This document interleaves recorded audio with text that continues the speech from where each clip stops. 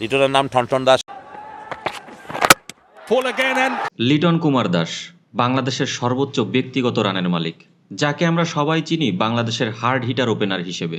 কিন্তু সেই লিটন দাস হারিয়েছেন নিজের অস্তিত্ব। বর্তমানে সবচেয়ে বাজে সময়ের মধ্যে দিয়ে যাচ্ছেন তিনি। তার ক্যারিয়ারে এমন বাজে সময় হয়তো এর আগে কখনো তিনি পার করেননি। রান খরায় ভুগছেন এই ব্যাটার।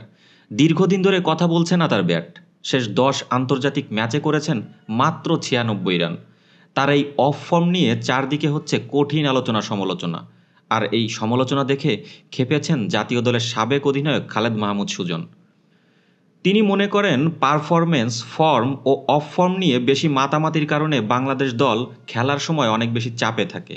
এ কারণে জিম্বাবুয়ে সিরিজেও দলকে নিরাপদ অবস্থানে রেখে জয়ের জন্য গেম প্ল্যান সাজাতে হচ্ছে।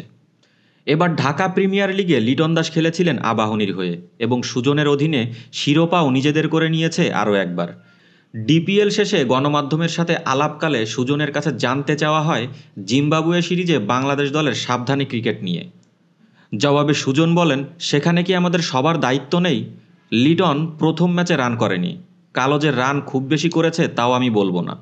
লিটন বিশ্বকাপ দলে থাকবে কি না এমন অনেক প্রশ্ন দেখলাম মিডিয়াতে। এগুলো তো হওয়া উচিত না। লিটন দেশের অন্যতম সেরা ব্যাটার, ওর অফ ফর্ম থাকতেই পারে। ক্রিকেটে ফর্ম এবং অফ ফর্ম দুটিই আছে। হয়তো লিটন এখন একটু অফ ফর্মে আছে। বাংলাদেশকে সার্ভিস দেওয়ার জন্য ও মাত্র এক ইনিংস দূরে। লিটনকে নিয়ে চলমান লাগাতার সমালোচনার উদাহরণ দিতে গিয়ে সুজন আরও বলেন, দল নিয়ে বেশি নাড়াচাড়া, ঘাটাঘাটি, কথাবার্তা, এজন্য দেশে খেলা হলে ছেলেরা আরও বেশি চাপে থাকে।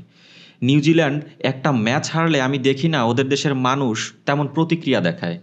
আর আমরা যদি হারি বা খারাপ খেলি তখন বলা হয় লিটন পারছে না।